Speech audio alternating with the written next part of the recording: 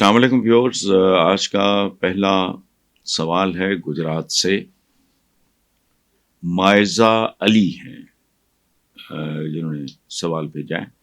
وہ کہتی ہیں جی چودھری پرویز الہی کو سپریم کورٹ آف پاکستان نے الیکشن لڑنے کی اجازت دے دی ہے. وہ گجرات سے الیکشن لڑیں گے. آپ کے خیال میں کیا یہ ایک اچھی خبر نہیں ہے؟ بیٹا یہ اچھی نہیں، یہ بے حد اچھی خبر ہے. اس کی وجہ ہے ایسے لوگوں کو جن کی تیسری جنریشن پالیٹکس میں چودھری ظہور الہی جیسی لیگیسی پیچھے، ان لوگوں کو آپ اگر نکالو گے تو کریڈیبلٹی الیکشن کی وہ کیا رہ جائے گی باقی. ایک بات. دوسری بات کہ چودھری پرویز الہی بہت یہ پورے کا پورا خاندان ہی سچی بات ہے، اور مجھے اتنا دکھ ہوتا ہے ان میں سپلٹ دیکھ کے. یہ بڑے لاجپال قسم کے، بہت دھیمے دھیرے، بہت وزادار لوگ ہیں. اور چودھری پرویز الہی تو کمال ایز اے ہیومن بینگ میں بات کر رہا ہوں، ٹھیک ہے، اور تجربہ پالیٹکس کا ساری زندگی انہیریٹ کیا ہے. اور دوسری بات جو آپ نے کہا الیکشن لڑنے کی اجازت دے دی ہے، اجازت ہی چاہیے. چودھری پرویز الہی جیسے آدمی کو لڑنے کی، الیکشن لڑنے کی ضرورت نہیں ہے. وہ جیل میں بیٹھے بٹھائے سویپ کریں گے. اس لیے یہ بہت اچھی خبر ہے، بیکاز یہ نارملائزیشن کو انشور کرنے کی طرف ایک قدم ہے. ادروائز آپ اتنے کریڈیبل لوگوں کو، اتنے سینئر لوگوں کو جمہوریت تو پھر یہی ہے نا کہ جی جمہور کو فیصلے کا حق دو، بجائے اس کے کہ آپ کرو. نواز شریف کو نااہل قرار دے دیا، وہ تو ظلم. یہ کیا ہے؟ مطلب لیٹ دا پیپل ڈیسائیڈ. جمہوریت یہی ہے نا جی، نام نہاد آپ کی سو کالڈ، جس کے میں ذاتی طور پہ بہت خلاف ہوں، لیکن جب تک ہے تب تک کو اس کے بنیادی آداب کا خیال رکھنا بہت ضروری ہے. So it's an excellent decision, اور آئی وش ہم لک. نیکسٹ ہیں جی احمد علی ہیں لاہور سے. وہ کہتے ہیں جی کہ سینئر قانون دان لطیف کھوسا اور عمران خان کے درمیان کچھ اختلافات کی خبریں سامنے آ رہی ہیں. عمران خان نے توشہ خانہ کیس بھی کھوسا سے واپس لے کر کسی اور وکیل کے سپرد کر دیا ہے. کیا عمران خان اور تحریک انصاف کے لیے انتھک کام کرنے کے بعد لطیف کھوسا سے کیس واپس لیے جانے کو آپ درست خیال کرتے ہیں؟ دیکھیں احمد علی صاحب، میں تو نہیں اس پہ ججمنٹ دے سکتا. یہ تو جس نے کیا ہے، جس کی پارٹی ہے، یہ دو فریق ہی بتا سکتے ہیں what are the reasons. How do I know?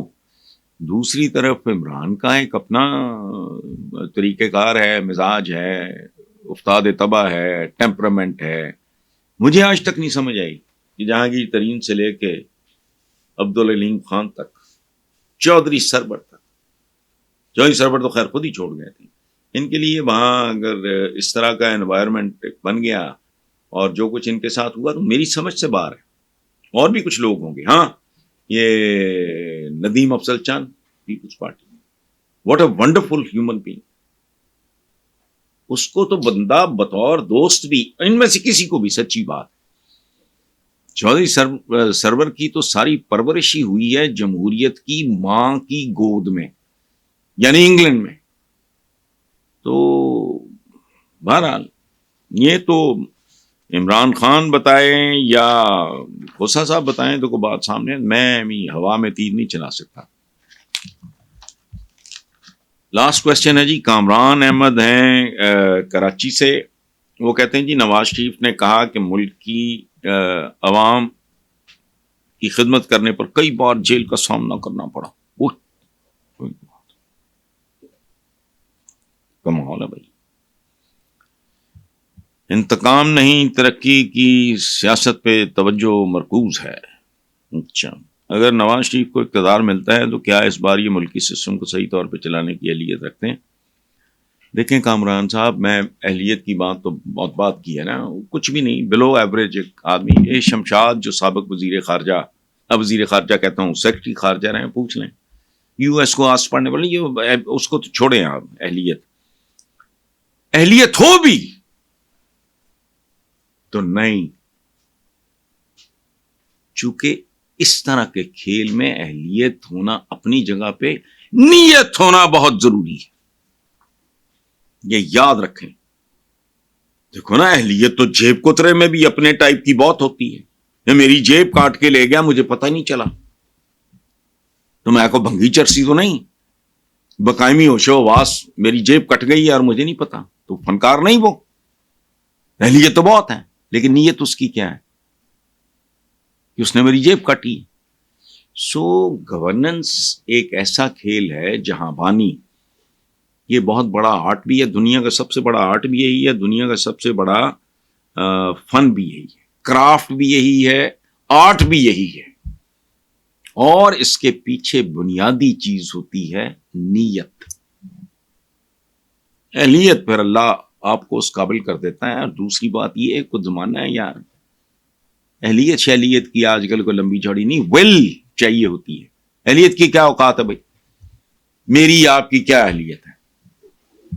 American president کی کیا اوقات ہے؟ کیا اہلیت؟ اپنے دانت میں درد ہو تو بھاگے جائیں گے نا سارے، آپ بھی تو میں بھی، تو جو بائیڈن بھی بھاگا جائے گا، وہ جو نیتن یاہو ہے بدماش بنا ہوا ادھر اسرائیل کا وزیر ہے وہ بھی بھاگا جائے گا۔ یہ اوقات ہے، وہ دانت تیرا آپ کر لے، کد یہ اہلیت؟